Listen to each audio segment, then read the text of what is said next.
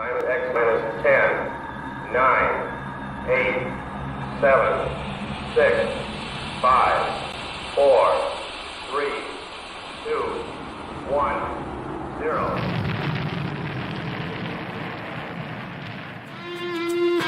It's the Rocket Hour. Y'all are now tuned in. Time to hit the pick four that you'd love to win. If your money's coming slow, step on the faster track with your host, Ricky Pasternak. Let's go.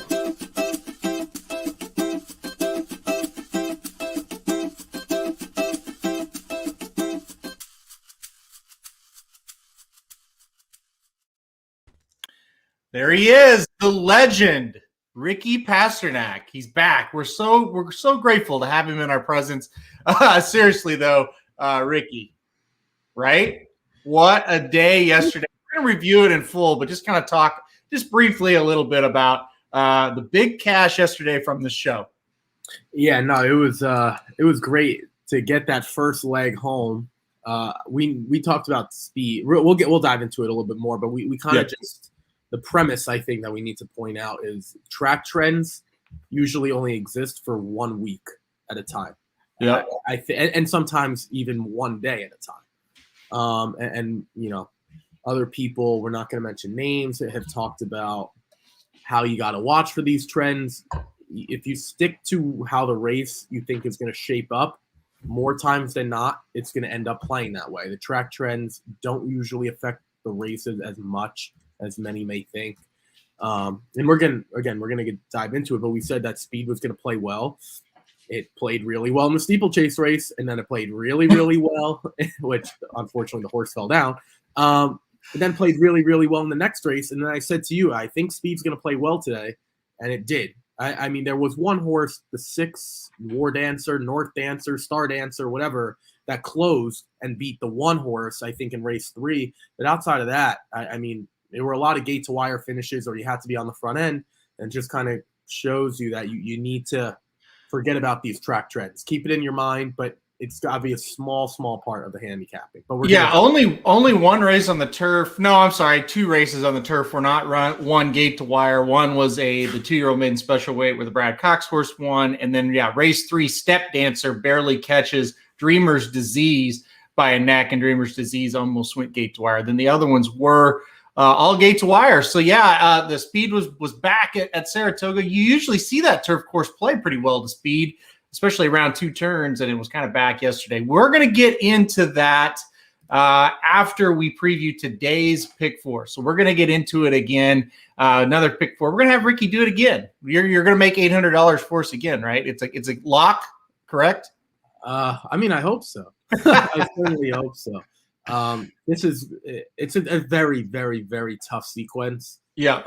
Again, we have MTOs that are still on the track. So, not on the track. They're scratched on my past performances, but they might be running. So what we say could be completely thrown out the window, but we're going to give it our best shot. Yeah. So I'm going to pull up the scratches on my phone here so I can read those out, because they do get a little bit confusing. So what Ricky alluded to, so we'll just get right to it. The question is turf today. As of now, yes. As of now, they are on the turf at Saratoga.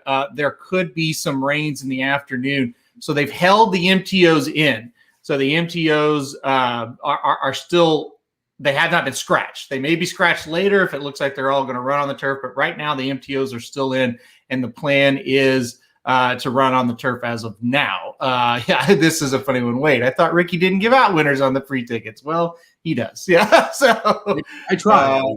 I love the comment. There's kind of a funny story. We're going to leave that to ourselves, though. All right, let's go to the 7th race. Let's kick it off, Ricky. Before I say something I'm going to regret. $40,000 claimers to start off this sequence, going 1 mile on the turf. So we're back on the turf here for 3-year-olds and upward. The scratches, as of now, the 1 and the 12 and the 13. So those have officially scratched out of the race. The rest are still in. The 6 and 11 are main track onlys. So they will also scratch if this race is on the turf. We're going to look at this as the race is going to be on. We have to assume it's going to be on at this point. I'd call it 50-50, but we'll see. So Ricky, still a large field here. Like I said, we're assuming the race is on the turf. Where did you go to start us off? Yeah, well, with all that being said, we're going to use two horse. You're going to use a horse that I'm not using, so I guess this will be interesting. I'll start with the 3 hieroglyphics. Excuse me. I thought this horse kind of lost his way in the Allen Jerkins, and to be quite honest with you, but back in December, he really shouldn't have been running in that race. First of all, 2-mile races should all automatically be thrown out, whether they're run well or whether they're run poor. So if we take that away, he comes back at the 25,000 level off a long layoff and looks pretty good. Now, the question is, can Dominic Schettino keep this horse in the same form that Mike Maker had him? And now he's making a 7-star as a 7-year-old. I have a tough time believing that he can't improve second off the layoff. Obviously, the pedigree is still there. This horse is going to be making his 30th start, which is impressive. None to itself should cross the $400,000 earning mark. And I always like horses on the front end in these types of races. And I think he can get that, considering there's very little speed down to his inside with the 1 being out. The 7, Nick Papa Giorgio. Now, we don't know anything about this horse. You probably do more than me, because I don't watch Presque Isle, and you would catch me dead before I'm watching a Parks race. With that being said, Ricardo Santana Jr. picks up the mount. There's some good riders that I have heard of. Ruben Silveira, who's a very nice rider down there, one of the better ones. Same thing with Trevor McCarthy. He ran at Laurel when he was on the turf. Horatio Caramanos in the next one on the dirt at Laurel. So I'm not entirely familiar with the Presque Isle rider, Bracho. I'm not really sure who that is. But the fact that Ricardo Santana is going to pick up the mount here for a trainer that probably will only have 1 horse at this meet, maybe 2, honestly, I think says something to me. And there's some speed here. Aaron, if you just focus in on the turf stats, he's 5 for 6 in the money, 3 for 6 in terms of wins. I mean, I don't know. Again, the Presque Isle Parks thing, they don't run for as much money, so I don't think it's quite comparable when you look at the numbers. I thought that one was interesting. And then the 9, Troubling Moon. I think he's definitely wins the class award. I don't think that's a shock. And you're going to be hard pressed for me not to use a Jose Lezcano runner, a rider that I love, or a horse that's decent on the turf. I know the turf stats don't stand out, but if you look at some of those horses that he's faced, he wasn't good enough to beat those. With that being said, those 2 claiming races that he ran at Gulfstream, which I don't love the Gulfstream runners usually, but they were good enough to win here, I think. And we know the Gulfstream runners in Florida, the Gulfstream runners in January, are much better than the Gulfstream runners now. And I think that's going to play well. And Rusty Arnold makes sense as well. So I went 3, 7, 9. I am a little scared of the 4 that you're going to talk about, Attentive. That was the horse that I just left off 1 spot. I put that horse in 4th. Yeah, so we see this race kind of differently as far as the horse we're using, but definitely a couple that we have in common. Hieroglyphics, I just think that horse, I agree with everything he said. And then with the 9, Troubling Moon, he's a horse I like as well. One comment that I thought you were going to make that you didn't, but I think you'll agree with, kind of, we talk about Jose Lezcano and he doesn't get great mounts and he's always on high odds horses. This is a pretty good one, right? I mean, this is a real good one. So I think he'll really get to show his class, so to speak, in this race with the 9, Troubling Moon. I like that horse. I'm with you there. And it kind of has a feel of a race Jose Lezcano stands out and wins type. So I think the 9's a very good use as well. I did not use Nick Papagiorgio, but kind of a funny thing is, I know this horse pretty well because the name obviously stands out. And I'm not going to sit here and lie to you and say I pay attention to Presque Isle and Laurel and Pimlico to the depth that I pay attention to Saratoga, but I do watch them. So when Nick Papagiorgio runs, you remember that name. So that's definitely one I kind of laughed when I saw that he's here at Saratoga today. Kind of strange. So on top for me, I'm not excited about this race at all. I thought it's very difficult, but the win wager for me is going to go on the number 4, Attentive, that you kind of referred to.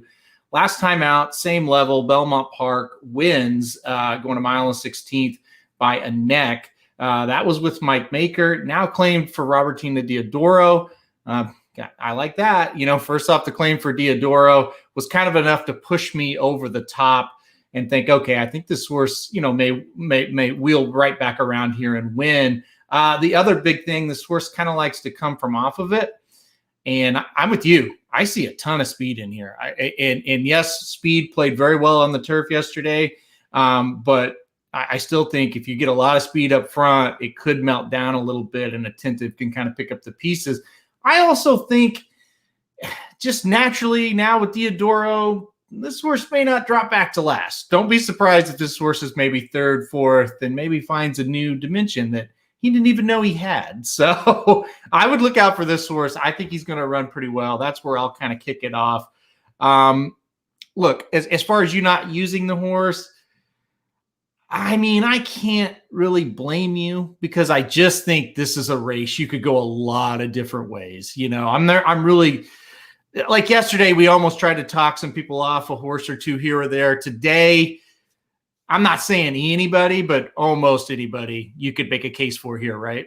Well, yeah, the reason I didn't use the 4, and I did some soul searching, the 4 beat the 5 Soulmate. The Soulmate went off at almost 47-1 and almost took that field gate to wire. The first quarter, I believe, was 23 and change, and then the half went at 49-1.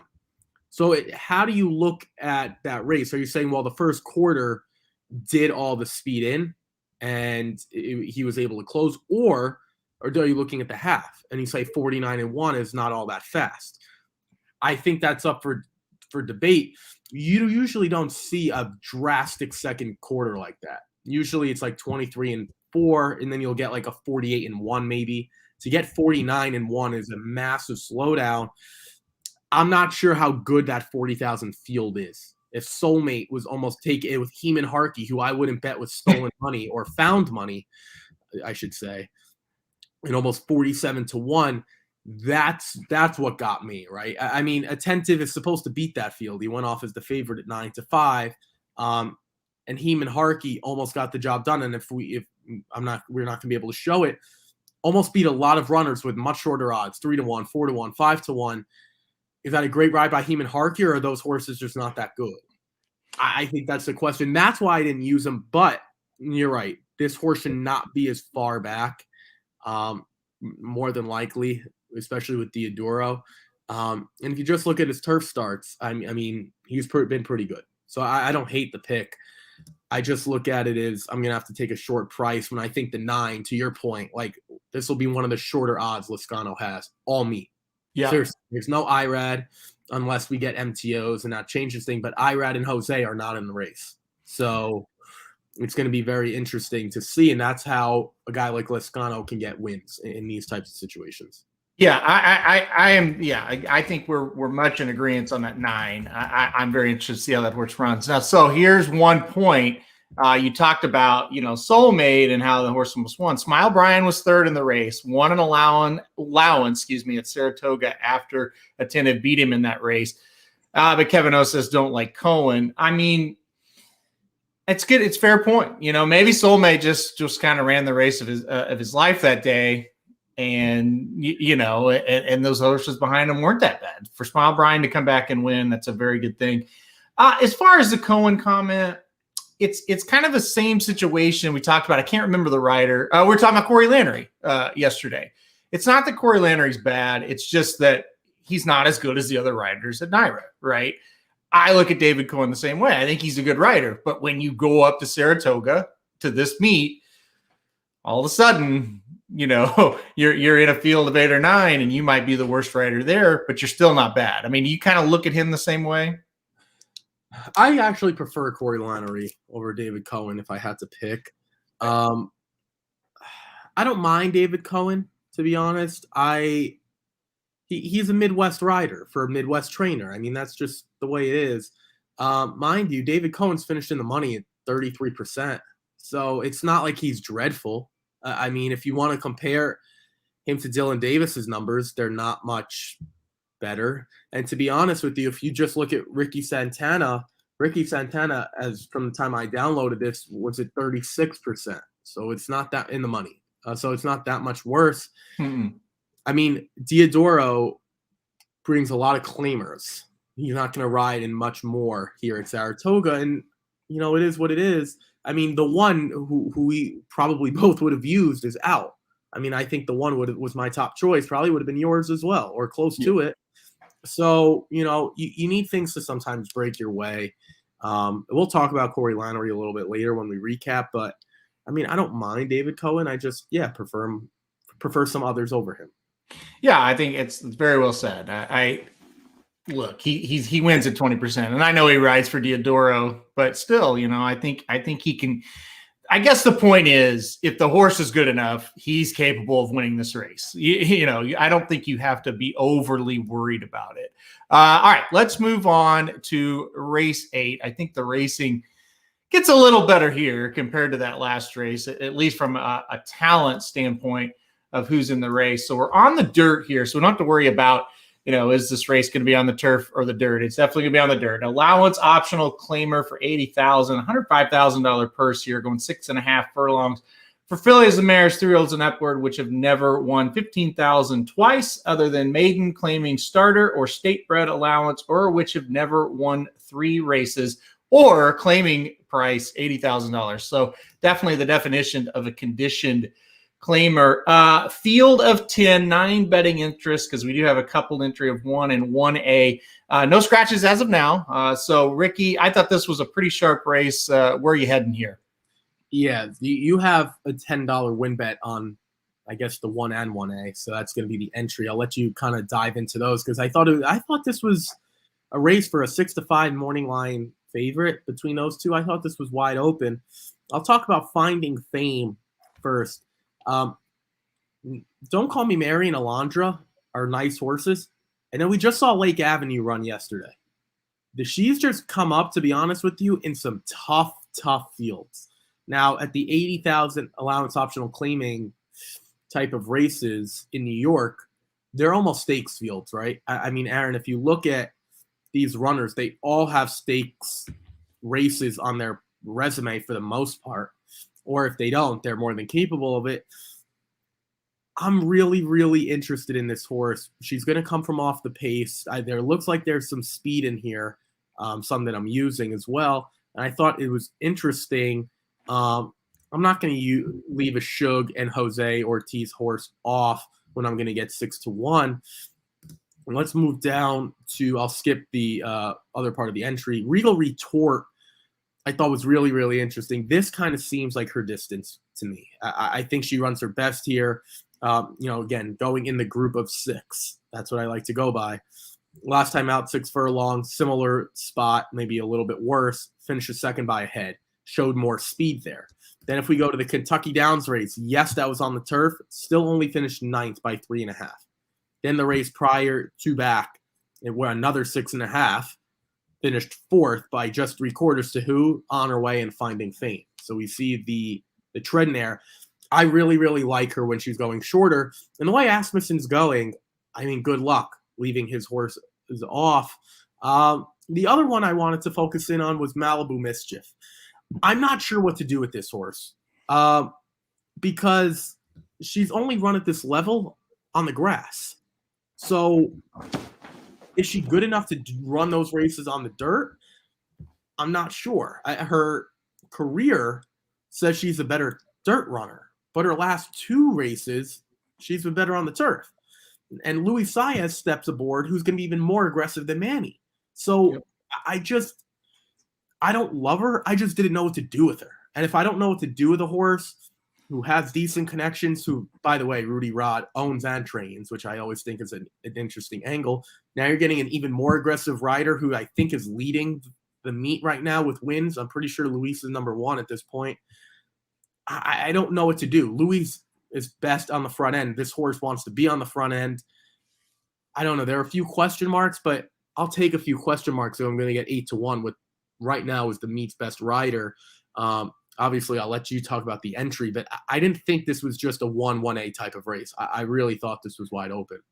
Yeah, I don't really blame you for kind of spreading here too, because there's some potential in this field is the best way I would put it. I agree with obviously I'll talk about the 1 here in just a second. I do agree with the 6 and 7.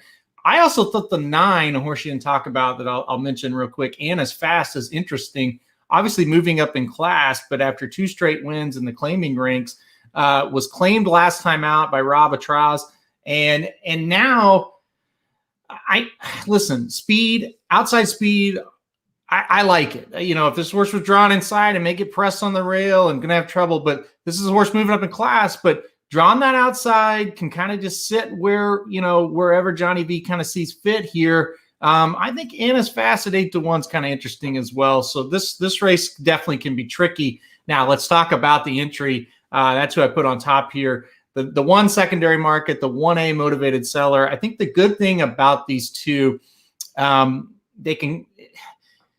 they're kind of equal in the sense that I wouldn't be surprised if either one of them win. Sometimes you get an entry and it's like one's looking good and one's kind of shitty. Here, I really think both of them have an equal kind of shot. Motivated Seller can kind of jump up early, be part of the pace, where secondary market can kind of sit behind and rate and kind of see what happens up front. So I think both of them can kind of work together so one of them gets the job done here. IRAD on Motivated Seller, that kind of almost tips your hand that you think that horse might be the better of the two. But I think secondary market might get the better pace setup.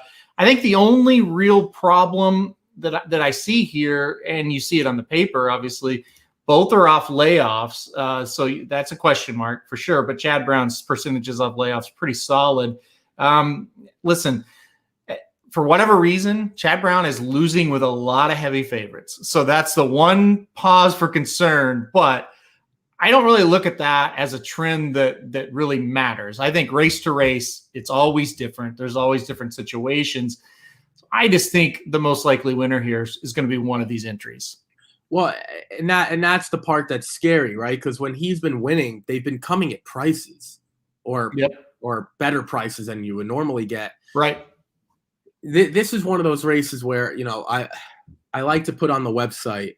I don't usually play the $3 pick fours I put on the website. I like to just play the 50 cent, especially when it comes to Saratoga, because the pools are big enough that more times than not, they'll end up paying, especially with one price like we saw yesterday. There weren't a ton of prices except for the first race, which was race 7, which obviously we'll get into.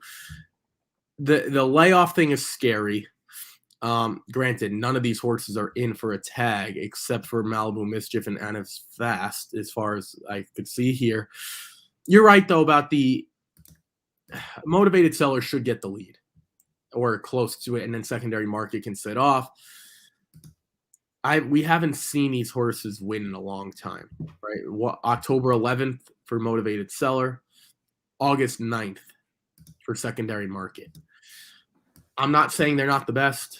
I mean, a lot of these horses haven't won in quite a long time. I don't know. This just looks like one of those that's going to blow up the sequence potentially. It's weird. We're going to look at this race and say, wow, those two were absolutely much the best. Mm-hmm.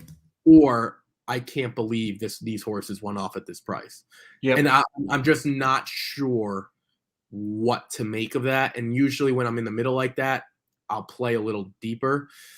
I can understand why people would single here. I truly do. But if you're not going to single, I look at the 4, the 6, and the 7 as pretty similar horses. So with that being said, you're singling, or to me, you're going very deep. I'm not just going to use one. Unless you went with Regal Retort, who you think would just pick up pieces. Other than that, the 8, Malibu Mischief, the 7, Breaking from the 8 and Finding Fame are similar. So I don't know. This is an interesting one. This was a puzzle piece for me as well. But I get it. I get why you made your win bet, the 1 and 1A. I do want, real quick, before we move on, I want to talk about the 9, Anna's Fast. Mm-hmm. I'm at the point where I'm not using John Velasquez runners. I'm sorry. I'm just not doing it. Until I see a drastic improvement. First of all, this filly's stepping up big time, like big time, almost to facing stakes runners. There's the 9. I'll ask you after I make my point. She lost in whatever that stakes race was at Keeneland. I'm looking up the name. The Qatar Fort Spring Stakes. Didn't know that existed, so I learned something. I didn't know how to say that name. Lost a Motivated Seller back then.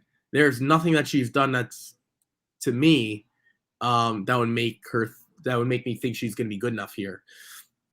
And then Wesley Ward, you know better than anyone. You're going to get a horse to improve off a Wesley Ward claim. That's a tough ask. Not only to improve, but to like go from like level 1 to like level 4. So if I'm taking 8-1, I'll take the 8-1 on Malibu Mischief, who at least I know can compete. You're right, Anna. Maybe Anna's Fast is just much better now because she's done much better here in 2021, especially as of late.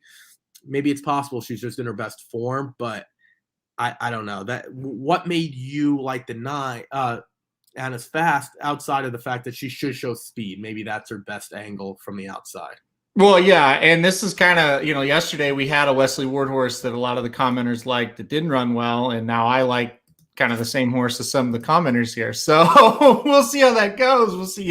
Sometimes they're right, sometimes we're right.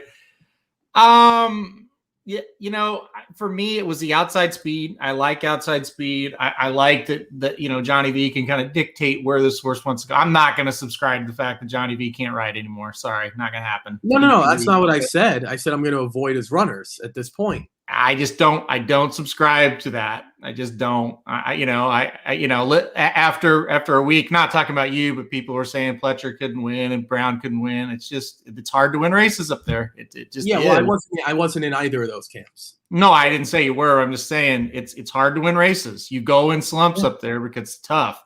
I think I have confidence he'll put the horse where the horse needs to be here.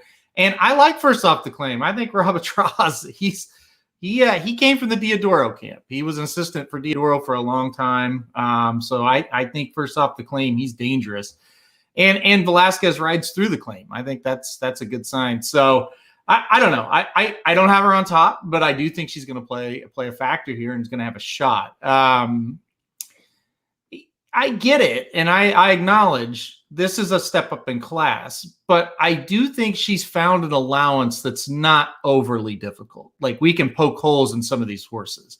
Like the turf, the different circumstances I know, but a turf allowance yesterday, like the 7th, that was a really good allowance race. Yeah, I agree. This isn't. This really isn't. So I do think if she's going to move up and get the job done, this is kind of a good field to do it in. But we'll see what happens. Winner off the claim yesterday for him. Yeah, he does a very good job First Off the Claim for sure. Let's see. Comment on the 8 horse Kansas Kiss. This is a horse that has seen some good moments in the past, just not lately. Did you consider the 8 at all? Not really. Outside of the fact that Rosario gets aboard, I mean, maybe that's your angle. She just doesn't pass horses, right? I mean, 4th finishes 6th. And again, I'm not even looking at class. 4 finishes 3rd, just gains a length on the field. 3rd finishes 4th, 3rd finishes 3rd, 4th finishes 3rd by distant lanes back in February. 3rd finishes 2nd, doesn't really gain your, like, she just looks like a hanger. I don't need a hanger in this spot, to be honest with you. Is she impossible? No. Would I have to go deep? I'd probably take the 9 Anna's Fast over the 8 Kansas Kiss if forced. And I don't really like the 9. So I think you can sum up my thoughts, and I think you kind of were doing the same thing. For the purposes of trying to pick a winner or trying to put her on a pick 4 ticket, I don't like it. If you want to play her in 3rd in a trifecta, sure. I just the likelihood of her getting all the way up for the win, I don't think it's great. You're going to get paid, though. I mean, you're getting the price, 10-1 morning line, and I think you will get every bit of that because of so many other, kind of interesting horses in the race. She probably will get lost in the shuffle a little bit. So I'm with you. Not impossible, but probably not, a likely winner, let's say. So, all right, let's move on to the race of the day, at least as far as it being the feature. The 9th race on the card, the John Morrissey Handicap, 6.5 furlongs, $100,000 purse for 3-year-olds and upward. New York Reds, field of 9, no scratches here either. Another really good race, I thought, from a betting perspective. So, kind of where you lean in here. Yeah, I went short here, which maybe I shouldn't have. I don't know if anyone stood out on paper. I'll just start there. I don't think there was anyone that's like, this is a must use or you have to. But again, we're going to go separate ways here. Mhm. I thought, what do you think now with Irad was interesting. We saw what Bo Liam is. I mean, that horse is an absolute monster, I think, down the road. So to lose by four, to finish fourth by 8.25 with Jorge Vargas aboard, now getting Irad, I think is an interesting move. Mind you, Irad was aboard in the Affirmed Success Stakes. So clearly there's some connection there. He thought that was a nice horse. In the race before that, Following C, I believe, comes out of a stakes race that we just saw as well. I don't remember, or maybe an allowance race. Aaron, I got to be honest with you. This John Morrissey looks a little bit easier than those allowance runners or that allowance race. And it goes back to my point about Attentive in race 7, who you like. I said that was a weak 40,000 field. These were 2 tough allowance fields. Bo Liam and Following C are probably favorites in this race. So, or at least big favorite or close to it. So I think that's interesting. Obviously, Irad is a much better rider than Vargas and probably a little bit better than Saez or whatever, close to it. And the other one I thought that was interesting was Foolish Ghost. Right Handle had this horse in Monmouth and Parks. I mean, don't look at the conditions necessarily because they don't have as much money. They don't run for as much. But the 35 and 30 are probably similar to tough 80 AOCs here, honestly. If you're looking, mind you, if you don't know who Gerardo Corrales is, he's one of the more underrated riders in the country. Rides a lot for like Wesley Ward and things like that at some of these smaller meets. I'm sure we'll see him at Kentucky Downs maybe at some point in September. He's a fantastic rider. And I didn't really like anyone else. So I'll take one of the shippers, and I think I'll take a horse that just faced better. I did use your horse, Our Last Buck. That is the 4 horse in 4th, but I don't know. I don't know if I love the layoff. I'll let you kind of talk about it. Just one start this year. Does that scare you at all? Or, I mean, Michelle Nevin's a fine trainer. This is a pretty tough race, I think, to come back of, don't you think? It is a tough challenge. There's no doubt. I'm with you on the 5 and 7. Those are 2 horses I had in my top 4 as well. And your point of Bo Liam and Following C, I think they'd be like probably 3 to 5 at least, probably less in this race. They're both very, very good.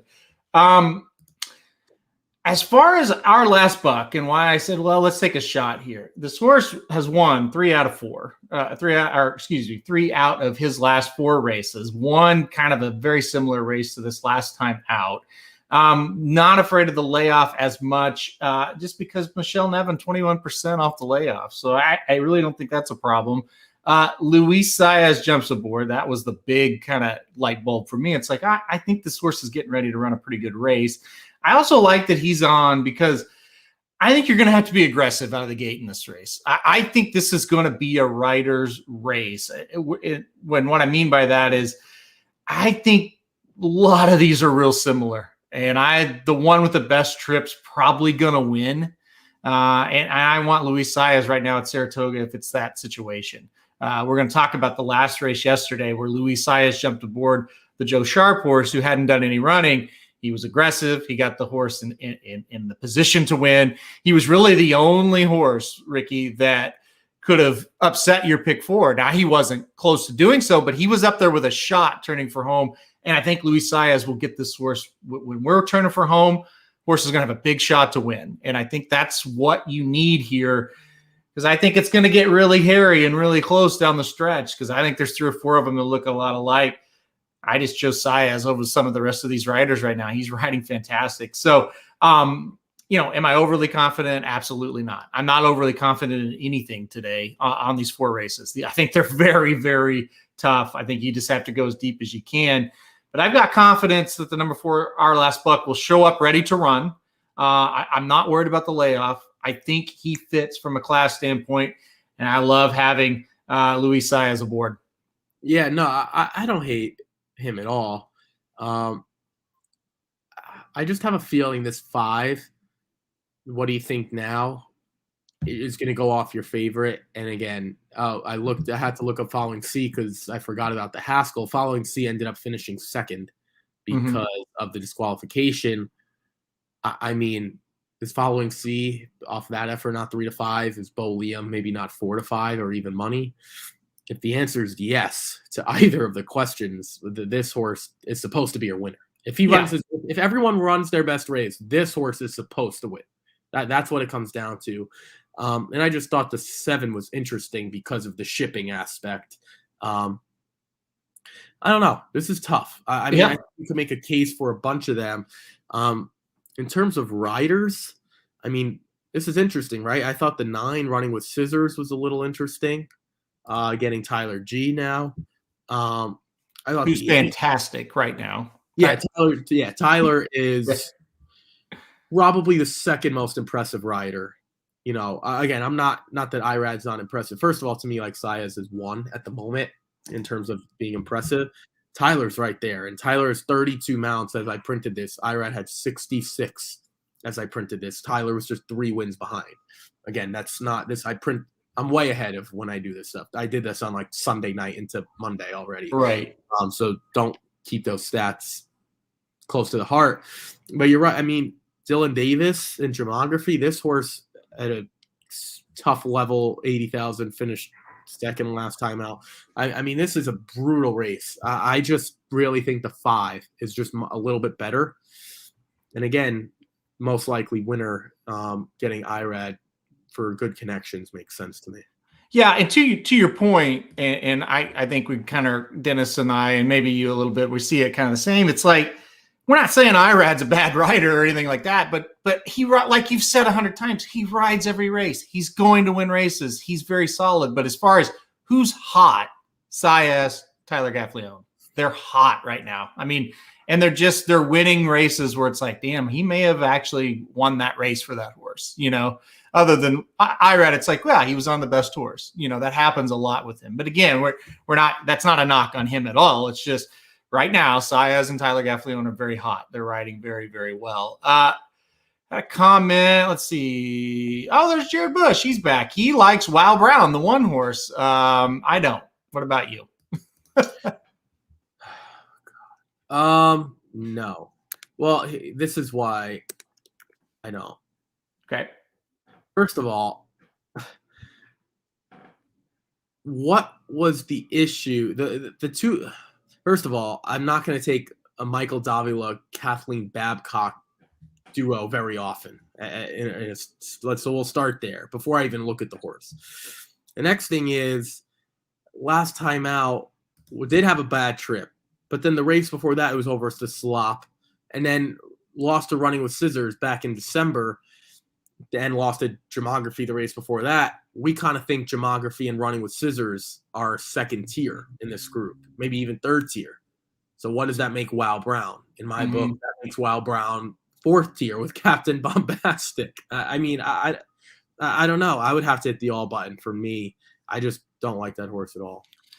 No, I think he's just a little overmatched. I don't think he's a bad horse, but this is a tough one. This is a really tough race. The same thing like My Boy Tate. That's a good horse. It's a hard-knocking horse, been around forever. I just think the race is just a touch tough for My Boy Tate today. I mean, that's where I leave it, you know? Well, to be honest, I don't love Our Last Buck, and I also don't like My Boy Tate. I mean, both Michelle Nevin runners. I mean, the big difference is one's getting Luis Saez, one's getting Manny Franco. I mean, Manny Franco was aboard both of these horses in the Holly Hughes for My Boy Tate, and in 2 allowance races or allowance optional claiming for Our Last Buck. So I don't really know what to make of that. Michelle Nevin's a nice trainer, has struggled a little bit. Again, it's tough to win races. Whether you're a trainer or a rider, I'm just going to try to fade both of them. Yeah, I think this is – I think you're right. Like if the 5 is here's the problem with the 5.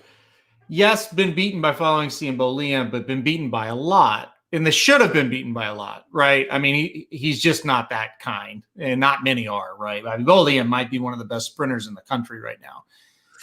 Yeah, I mean – beaten by a lot. So sometimes when they get beat by a ton and then they drop into a race they should win, which based on the numbers, this horse should win. Maybe they just got a big number because they were in that race with that horse. That's the question mark on the 5. That's why I couldn't fully commit.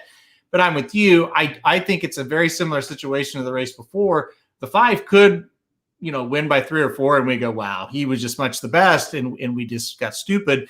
But if the 5 isn't the goods, this thing gets completely wide open. Right, I agree. And he lost by a lot. He was 14-1. He should have. He should have lost by a lot. That's one thing that people don't realize. I think that's the biggest piece of information that people don't look into. The odds will tell you what type of field that was or where he was supposed to finish. 14-1 to beat. Aaron, we could point out, or maybe you're not pointing out. Again, I'm not looking at the comments on the side since you are officially the producer of the show now. He lost by 8 1/4. He also did manage to beat 6 other horses as well. So what is that? Clearly Bo Liam's a nice horse, and so is Witzel and Mahamo. Two horses that I think all 3 of those are probably favorites in this spot. So let's not look at the stakes race class, especially New York bred. Those are open allowance coming to state bred stakes. I'll make the case that those allowance open races are tougher. Open allowance, I should say. That those are tough. So I don't disagree. I'm just the one point, and we'll go to the next one. Sometimes when those horses that are beaten by a distance like this, their numbers kind of get inflated because the winners got such a high number that they have to give those behind a high number. That's the only cause for concern where I'm like, I'm not all in on this horse, but he should be. He's the one to beat. Let's put it that way. There's no doubt about it. I don't mind the horse. I'm just saying he's the one to beat. But listen, we've got to get on to the race of the day. Once again, maiden claiming 40,000 to close us out. You know what? We talk about, oh gosh, here we go again. We've done really well in these races at this meet. We're not missing these races, Ricky. We've done pretty well. I was literally just about to say these races have been a lot more formful than I ever would have thought. And I've always been a guy, when I see maiden claiming, I try to take as many as I can, just because, to be honest, I don't want to use this word. It's a lot of shit, to be quite honest with you. They've been pretty formful. So I don't know. I don't know what to do. I'm using 4 in here.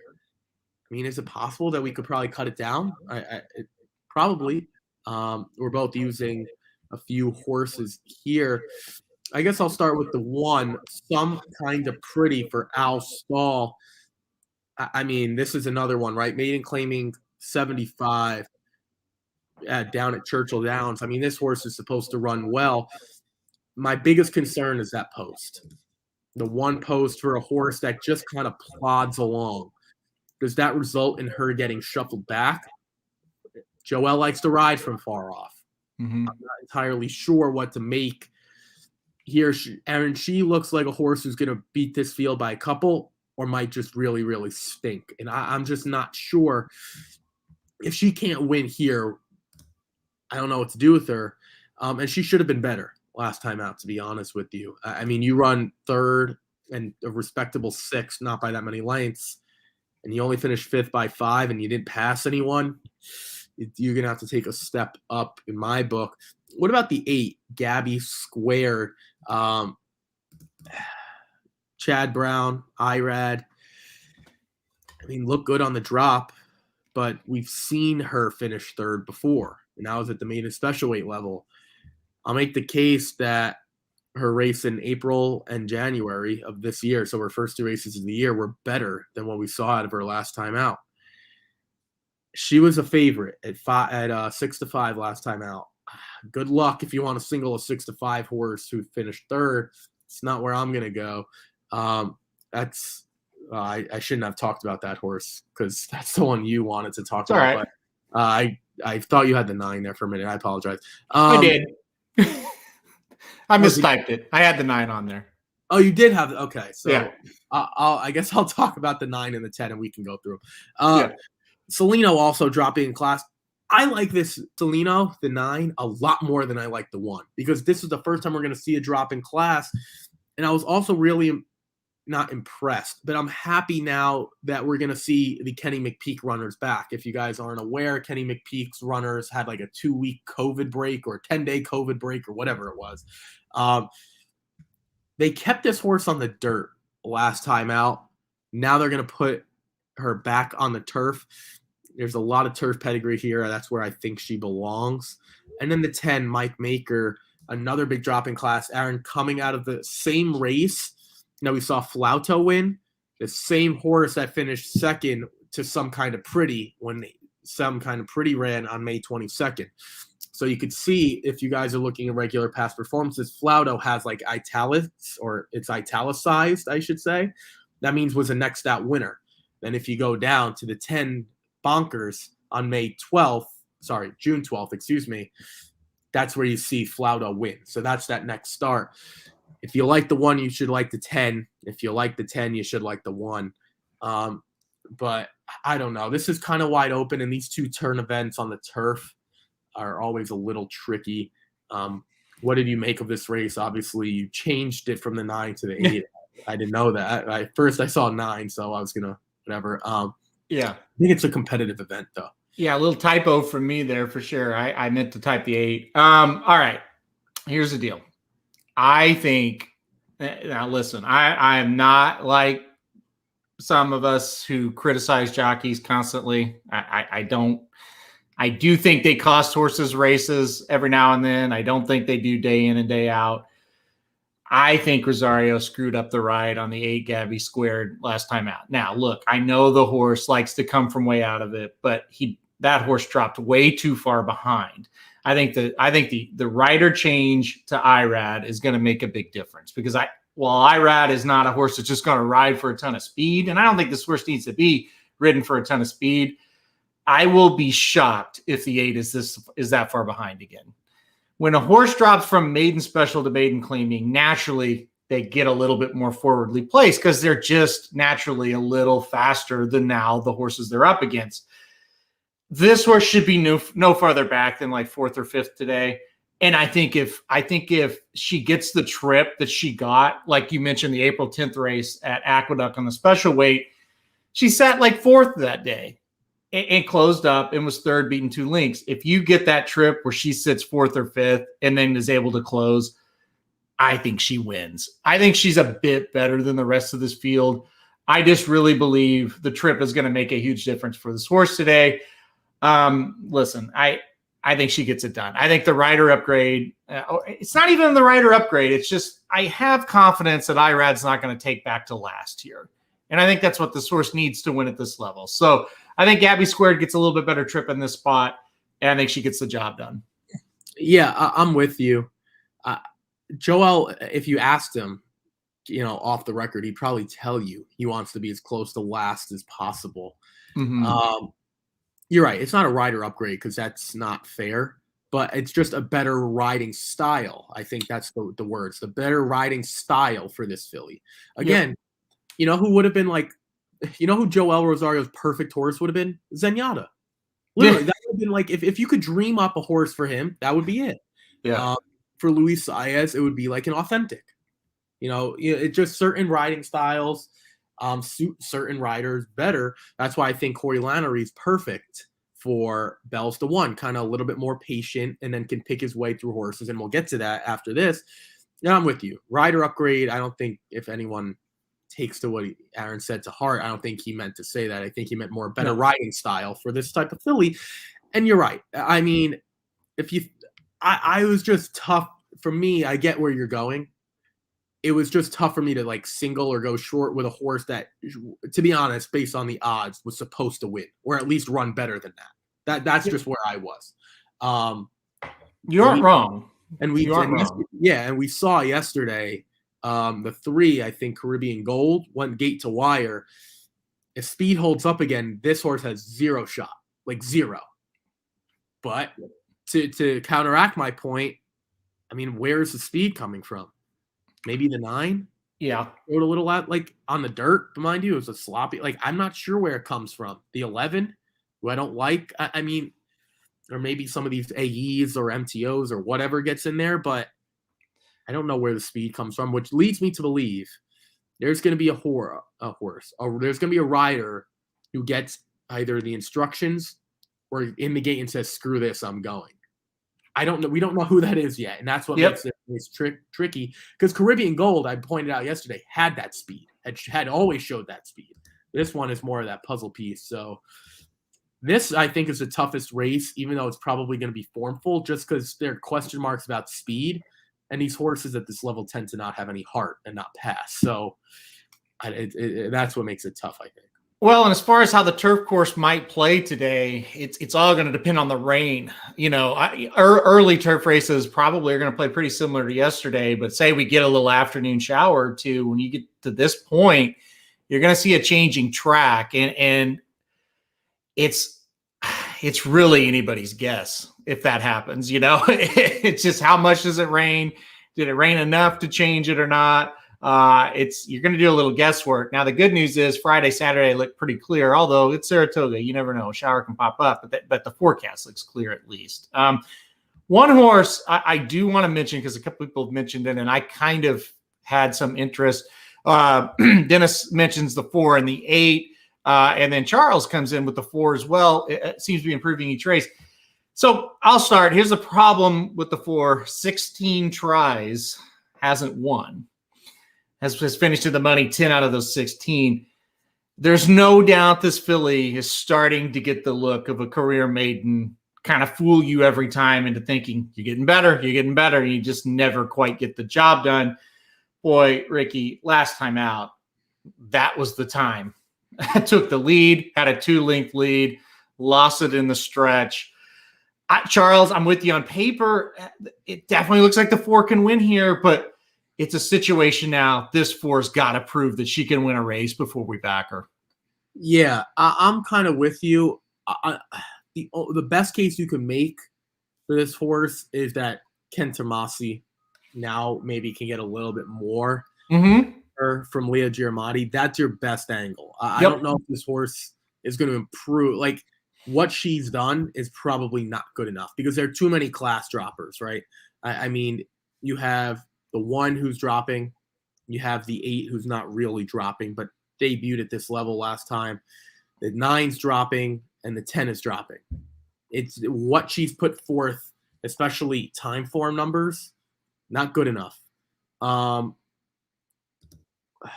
She does have a 102, and that was last time out.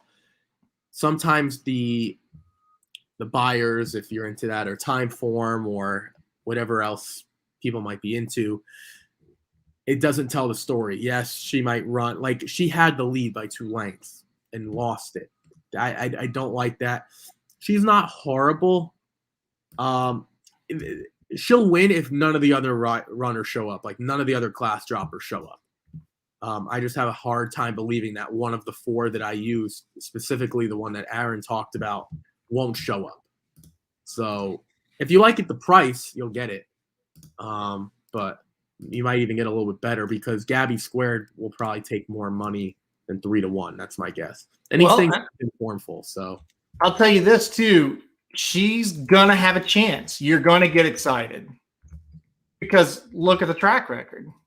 Every time she's right there with a shot, and she's very frustrating, very, very frustrating. This horse has hit the board 4 straight times. I'm counting here. Let's see, 7, 8, 9, and 8 out of the last 9. So she's going to be right there. I think your angle's right. The first 16 starts was with Giamatti, and now we're going to the new barn. So hopefully the new barn can get just that extra needed. And then Charles, exactly, trainer of the 4, 20% last 14 days. I think that's kind of what Ricky was alluding to. This horse, if you can just get her to finish, she can win here. So it's just kind of a prove it situation. I got burned. I can't remember who the trainer was specifically. A couple of weeks ago, I played one. And he'll just get a little bit more. And that horse went out and did the exact same thing it had been doing. So, but that's not to say this horse is impossible. I do think she's got a decent shot. All right. Wrap up your ticket for us, kind of recap, and then we'll go back to yesterday and you can talk about your big winner. Yeah, so we'll go back to race number 7. I went with Hieroglyphics, the 3, the 7, Nick Giorgio, and the 9, Troubling Moon. I don't know what to make of the 7. I guess we're all going to find out coming from Presque Isle down, but it's going to get Ricardo. I think this is where we see Jose Lezcano get another win on Troubling Moon. I thought this horse was extremely interesting with the 1 Abiding Star out. In race number 8, again, the secondary market and motivated seller is going to be tough, but the layoffs are a concern, and we haven't seen these horses win in a long time. And again, if you think you need to go past those 2, I think the 4, Finding Fame, Regal Retort, and Malibu Mischief, the 4, I think that's 4, 6, and 7, are all horses that need to be on the ticket. I think they're pretty similar. Race 9, I thought this was the most likely single for me. What do you think now, coming out of 2 tough allowance races with open competition? Following C again, running second in the Haskell, Bo Liam, who's probably going to be a stakes entry in his next start. I went 5-7 because I thought Foolish Ghost is a little interesting as a shipper, but I think What Do You Think Now could be the single, so I went 5-7.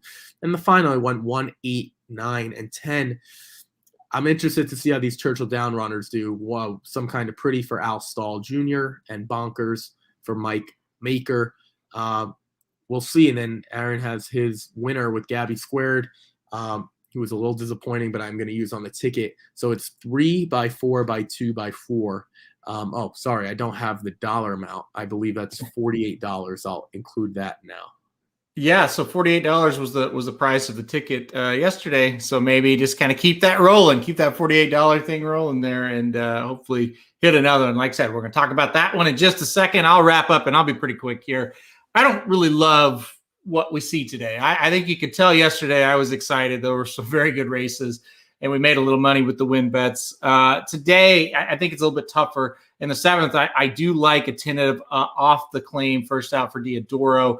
Also won last time out at a similar level, so I think a tentative could wheel right back and win again against a field that's sketchy. Let's put it that way. Race 8, I do like the 1 and 1A. I like them both, and so I know the price is going to be bad, but I kind of think they're 2 that could work together, so one of them gets the job done. I think Chad Brown picks up a win there.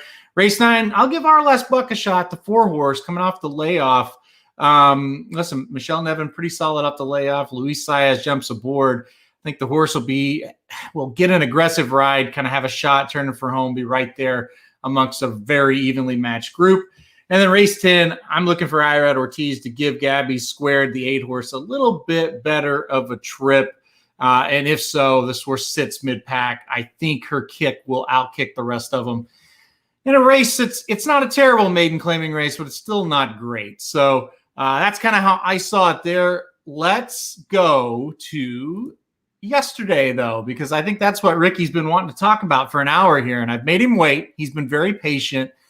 Ricky, you hit this pick 4 yesterday. Let's kind of talk through it. The 7th race, we talked about how good of an allowance this was, and you said, hey, you know what? If we're going to beat Tammy here, we're going to have to do it with speed. I'll use the 7 and the 8. The 8 comes home gate to wire. Talk about this one. Yeah, it's, if I think that especially on the turf, more so than the dirt, if you're going to have, and this goes for any race, I guess this goes to the dirt, no matter what, if you find the best horse, what you think is the best horse in the field, and the odds indicate that Tammy here was the best horse on paper, at least, why would you try to beat that horse with the same tactics? That doesn't make sense. In life, if you have someone that's better at something, you try to do something different. You don't just try to do the same thing. So the 7 and the 8 were the horses with speed. I'll be honest, I thought Sweet Melania would be the speed, and she wasn't. But Tammy here was a closer with Tez and Speak to Me of Summer, who weren't horrible, but they weren't really good, to be quite honest, either. This kind of just goes back to play the different theory game. I've said it with domestic spending, and I know, Aaron, you agree. Yeah, I completely agree with Magic. I'm not sure what that was, to be quite honest. I just got lucky that I used the other speed. Yeah. It's like Tammy here is supposed to win. She's a closer. I'm not going to use a closer. Same thing with domestic spending. Again, I think it's much more on the turf, because you see a lot more gate to wire winners on the turf than you do on the dirt, in my opinion. But it's like, domestic spending, you needed like you need a horse that's probably in a smaller field, which this was 6 horses, that's going to be able to slow things down on the front end. I don't know why the times aren't up there from Equibase. That's interesting. That is weird. Yeah. Yeah, obviously not Aaron's fault. That again, I was going to talk about that a little bit, but no big deal. It's just, I didn't think Tamahir was also, when you're playing multi-race sequences, it's nice when you have this type of sequence and the horse that you don't love is first. Because sometimes when you get to the next races, there's not much you could do about it. It's already locked in. You could see what Tamahir was. You know what I'm saying? And she's not 1 to 2, because if you play the pick 4, this was the beginning of it. So I also thought that helped out. Even though I gave the ticket out in the morning, I was a little more confident that, okay, this horse who I don't love is 1 to 2. It all kind of worked out. And then from there on, it got they didn't post times live. Oh, okay. So maybe there was a track malfunction. Who knows? You would think at the beginning of the week that, everything would be working well, but so you did the theory you had ended up being right, and you said it on the show. It said, I'm not using any closers other than Tamahir because that's a waste of time. I'm just going to use the speed and go from there. A couple things, the Sweet Melania thing. I don't know what they were. I don't know. I can't explain that one. And Luis Saez is an aggressive rider too. Like, I don't know why she was on the lead. I don't really know why Irad thought he needed to just fight Tamahir for half the race either. Like, that horse wanted to go, and Irad was just, the feet were on the, like, I just strangling the horse, for lack of a better word. And it allowed the 8 to just kind of walk the dog out there. And Tyler G says, hey, I'll take it. You guys just want to give me this one? I'll take it. And he just linked it in the stretch because he was just able to kind of cruise out there. The rides for the 6 and 7 were strange, but it's not the first time and not the last time we're going to see that, especially on the turf in New York. So this was a great call. And obviously this was the big one for you to just inflate that price. This was the key, as you like to say, to unlocking the pick 4. It was right here. So we'll go on to the 8th. I thought this was a performance. Listen, I picked Noble Motion to win. You picked Noble Motion to win. We really like that horse.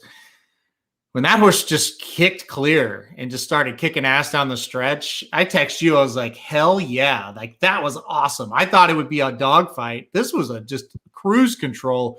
Huge performance here. Were you shocked at just how easy this horse won? Yeah. Before we get into Noble Motion, I agree with everything you just said.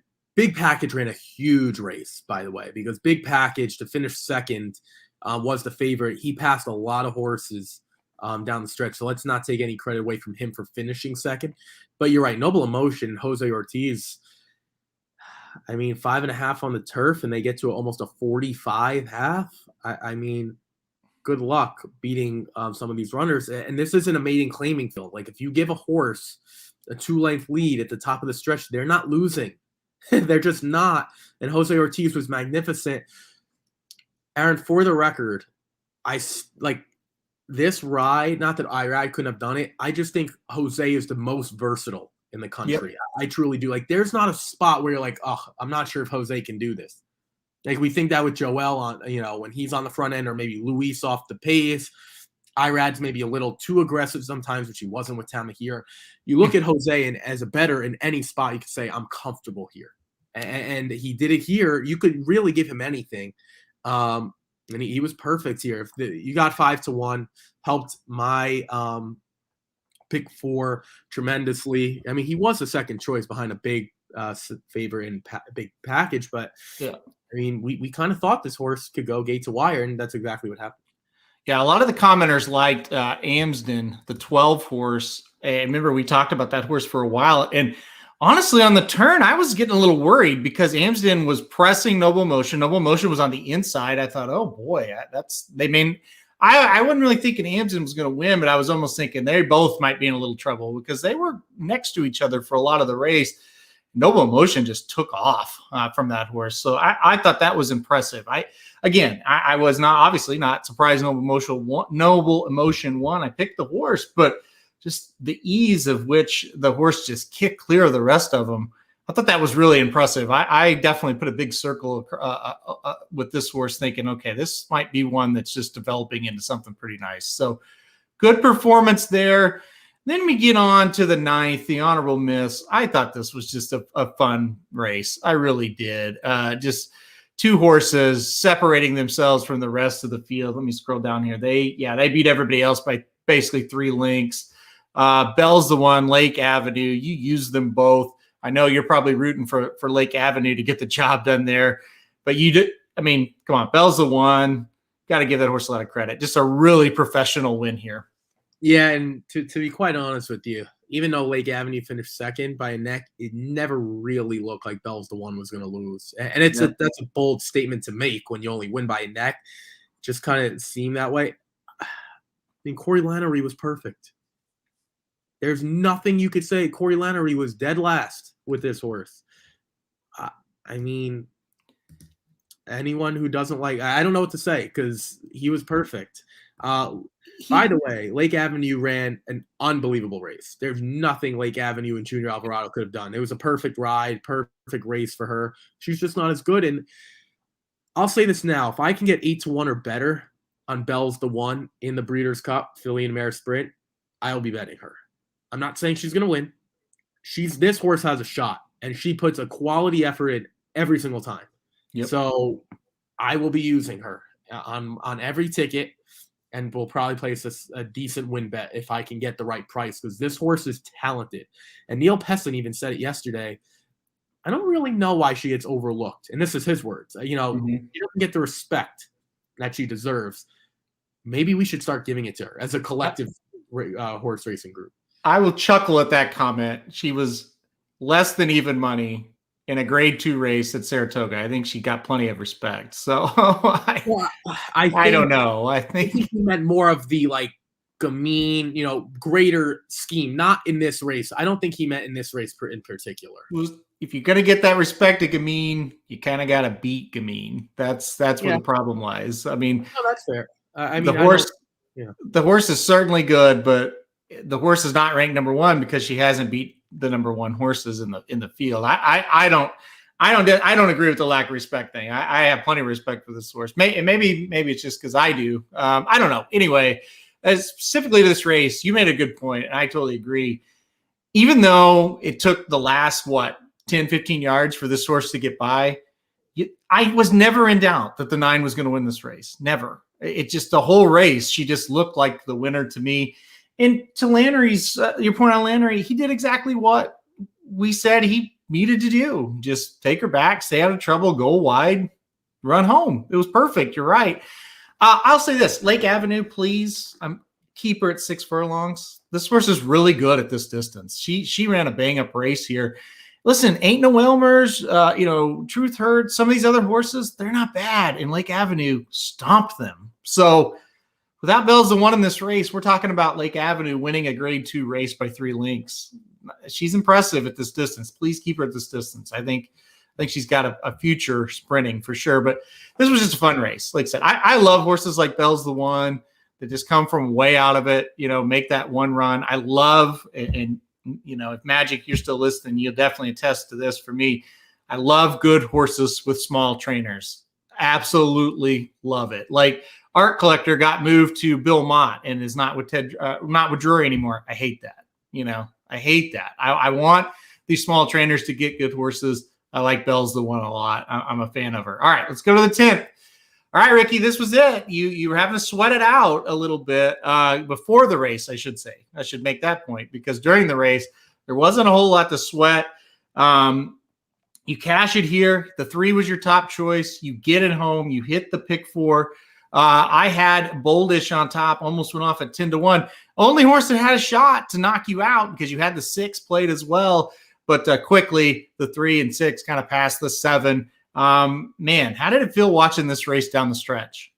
Yeah, well, I was confident going into it with Caribbean Gold, knowing that the speed was playing well. We had seen it all day. So, sometimes, when you get through like the first leg or second leg of a sequence, whether it's pick 5, 4, 5, or 6, you kind of look around and you're like, yeah, I'm not feeling confident. I got by, but I don't feel good.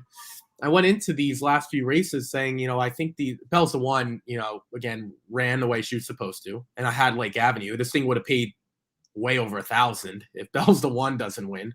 Yeah. But yeah, I mean, the speed on the turf played out. I mean, we'd said yesterday, I wasn't the only one. You said yesterday, don't worry about the track trends from last week, because the week before, things are just different. Again, rain has to do with it. Mind you, if there's no rain for a week, they're going to water it down even more. They don't just keep, they factor this in. They want the track to be playing as evenly and as fair as possible. I mean, that's what racetrack management, racetrack facility management, that's what they do. They want it to be as even as possible, because then everyone will start betting a certain way, especially when you get to like Del Mar, where it never rains. So weather obviously plays a factor in this game, and the speed just played out. And today it could be horrible. The speed could be horrible today. It's just you handicap the race you see fit. Hopefully the trends work with the way you see fit, and then you have a perfect match. But it worked out well. We got some prizes home. Obviously the 8 in the first race, or race 7, kicked it off, and we were home free. This $874 should pay for a lot of pick 4 tickets moving forward. So at least, the ones we give out here, I mean, that pays for probably the rest of the meet. That's right. Because we give out 3 a week. There's like 4 more weeks. So even if you multi, it's going to pay for it. So yeah, hopefully we can get one of these more home and continue to build on it, but it'll pay for the rest of the meet at least. Yeah, I think you get one more home and you're definitely guaranteed a profitable meet as far as the show goes. And we kind of missed some days early, so you might be a smaller ROI guaranteed anyway, if you don't hit another one. But please try to hit one more. I mean, I know you try to lose your free picks all the time, but try to hit one more for me, please. Yeah. I come on here trying to lose as much as possible. I don't put any effort or try at all. So I just pick out of a hat, and I actually let my mother pick. Yeah, she did great yesterday. Yeah, she did well. No, it's going to be another good card. The best thing I could say is, if you bought any products, at least I know Aaron will be doing the same. We'll be updating it minute by minute if we see fit. So just keep refreshing. Obviously, reach out to us. I will try to update the article as much as possible as well. I will be honest, the product comes first. So if I forget something on the article, don't kill me. Right now it's updated, ready to go, but I will do my best. I'll keep it up. Again, it's a free article, so we just gave it out here. Hopefully the rain skips Saratoga Springs, but it doesn't look like. So yeah, I mean, what we could promise you if you bought a product today and any day for that matter, this is all we do. Like, this is our life. Like, I'm gonna go out to lunch later with my wife, and I'll have my iPad, and it'll be sitting on the table, and it'll be watching Saratoga. Like, so that's life for us. So yeah, when we get the scratches, you can bet within a few minutes after we've rehandicapped the race, everything will be updated. So that's the good thing about us, is we have no life. That's all we do. So listen, though, Ricky, before we go off the air, we do have to talk about the jumper race. Dennis said, I knew the track bias was over when that 5 was able to hold on for a second, and then obviously won because of what I will call maybe the dumbest thing I've ever seen. The Mean Queen is walking home, starts to drift out a little bit to the right. It's not like there's horses near her, close to her. Overcorrection. Let's hit her right hand and then get her back to the left. She bolts. Mind you, she's up about 5 lengths, or it says 6.5 at this point. Bolts in, throws the jockey off. Oh my gosh. Loses. The 5 comes up and wins at 25-1. This is why we don't bet the jumpers, and we just say, hey, just have fun, watch these races, have a little fun. Unfreaking believable here. If you bet the winner, I apologize. You mean if you bet the horse and that ended up falling? You bet the horse, okay. Let me get back. If you bet the horse that should, that's the thing. I'm still calling the horse the winner because it's like I can't wrap my mind around the horse loss. But if you bet the 6, the Mean Queen, I'm sorry. Yeah, I mean, I tweeted out yesterday. I said, if you're still betting steeplechase races after what just happened, I question you. Got a problem. Yeah, seriously, because Granted, can that happen in a regular race? I think it happened to Irad. Sure. It's definitely not as likely to happen. And it's already, as far as I'm concerned, picking out of a hat anyway. So when you throw that into the mix, I mean, the 6 was supposed to win. Yeah. Look ahead of 5, 6.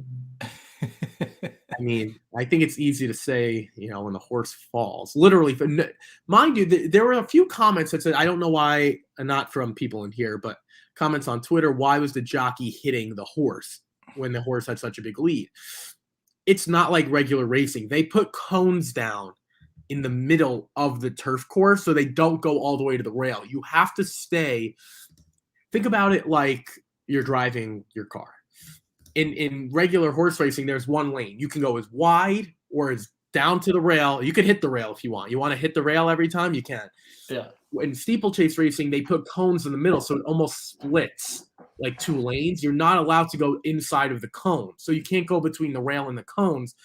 This horse darted in, and the jockey, I think it was Ross Garrity, his name might have been, did everything in his power to keep that horse going to the inside of the cone.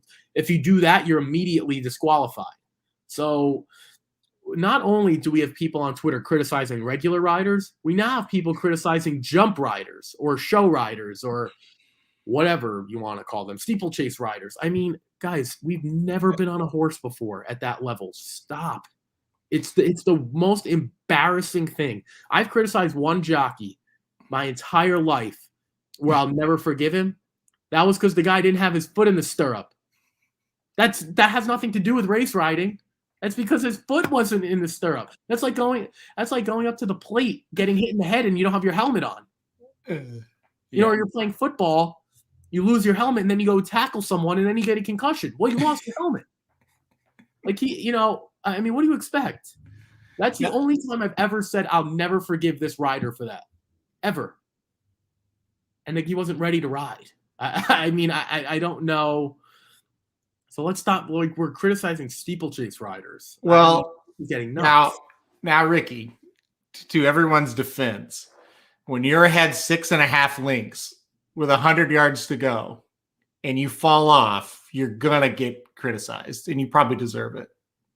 No, that's fair. I understand you probably are, but that doesn't make it right. Well, listen, I agree. I 100% agree. I've never been on a horse. Never going to be on a horse. It's just never. That's not going to happen. But it's also not my job. That's fair.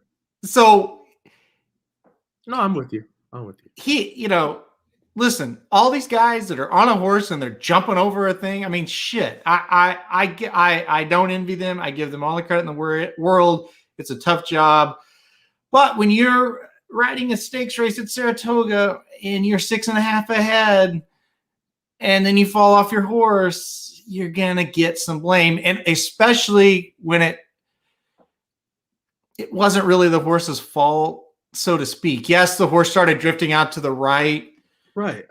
Just let him kind of drift. Like if it's a half length and you really got to ride him and you really got to, then the optics of that are going to be a lot better. If you hit him right, he ducks in, you fall off. But when you just are basically in a gallop to get home and you fall off your horse, you're going to get criticized. No, I'm not saying you shouldn't. That's not what I'm saying. But what I am saying is, first of all, you're already nuts for betting these races. So I don't want to hear it from anyone. The second thing is, again, if he goes, what's worse? The fact that he's hitting the horse and then he falls as he's about to go, mind you, if you look at the head-on, which they did show on TV, he's about to cross into the cones. If he crosses into the cones, people are going to say, how do you let that horse cross into the cones? How? So you can't have, you know what I'm saying? Like, how does the rider win? It's not like, in a regular race, you see the rail. The horse isn't going to run into a rail. No, I'm not blaming him for falling off. The act of falling off, when that happened, and like I said, he had to stop it. I mean, it was kind of a recipe. I'm just saying there was no reason to put yourself in that position. Once you got in that position, it would have taken a miracle to stay on. I'm not criticizing him for the act of actually falling. But no, I understand. No, that's not what I meant. But what was he supposed to do? The horse seemed to, unless I watched it wrong, it seemed like the horse started to dive in before he started hitting it.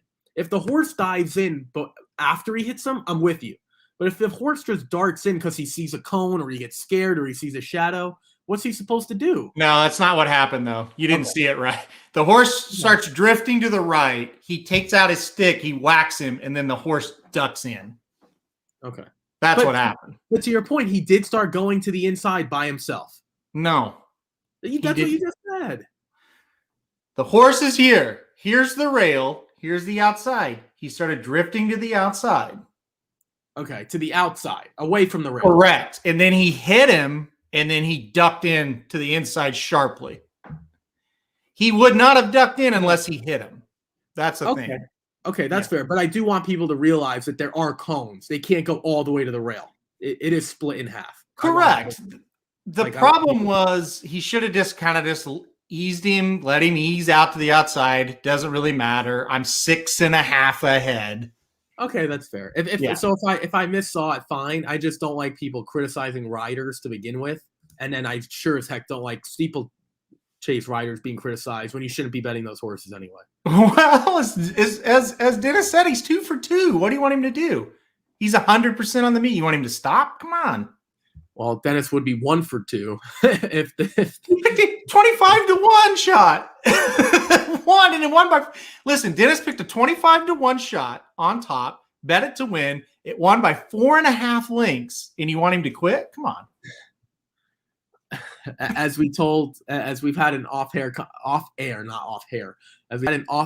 conversation, maybe there are some people that should just focus on these races. Shouldn't worry about the other ones. Like Dennis, if there's one a week, just throw your life savings into this one. Don't worry about the other 49 races that occur at Saratoga throughout the week. Just lock in on this one. To be honest, there are probably some people that we know that should probably do that. So Dennis, you're not in the only camp. Yeah, next Wednesday, Dennis. Don't even eat for the next week, Dennis. Just save all the money you're going to eat. You're going to do laundry, all the water or drinks you're going to buy. Just save it all for that race. I'm sure in the long run, it's going to work out for everyone. All right, we got to get out of here. Ricky was speechless for half a second there. That's the first time ever, and then he got going again. So we're gonna wrap it up because hell, they're getting close to post time. We went forever today. So what we got? About 40 minutes to post at Saratoga today. So anyway, we're gonna wrap it up here. Dennis, tune in. Listen, if you want to tune in for just one thing next week and on Wednesday, Dennis's steeple horse pick. We'll definitely do that. We'll talk steeple on this show. The greatest thing about it is people watch this. We say, I have no idea about steeplehorse or steeplechase, and we still watch and talk about it. So that's good. All right, we're going to wrap it up. Tune in later today, Magic Mike show at 5:30 p.m. Eastern. Sounds like they are going to do the late pick four at Saratoga. Magic is on here handicapping for that. So they'll be talking about 3 really good stakes races there. Blinkers Off will follow Magic Mike today. I'm gonna guess a time, and let's see if I'm correct or not. I bet my life that you're not. I am gonna guess 8:30 p.m. Eastern time for the Blinkers Off show. Oh wow, you're giving 30 minutes too, not like 7 or 8. You're going 8:30 Eastern. 8:30 p.m. Eastern for Blinkers Off. Let's see if I'm right about that. Mark that down. We'll talk about that tomorrow. So speaking of tomorrow, we'll be right back at Saratoga covering races 7 through 10 again. The Curlin Stakes is tomorrow. That is a hell of a race. We were talking about that late last night. You and I were talking about that because, like I said, we seriously, when we say we have no lives, we really don't. That's all we do. And then we'll do some stakes picks for the weekend tomorrow as well. Pretty big show tomorrow. So, all right. Geez, yeah, Ricky, don't hit anything because then we'll have to recap too. We don't have time. So you need to miss today. I'm actively trying to lose. Yeah, I like it. All right. We're going to get out of here. Listen, once again, I'm scrolling through. Gosh, we may have had like 50, 60 comments today. It's great. That's why we come up and do this. That's why we like it. Shows have been great. And it's been mostly because of you guys. They get the conversation going deeper than we would even imagine. And that's what she said. All right. We'll see you right back here tomorrow, 11 a.m. Eastern. Good luck today at Saratoga. Rain, stay away.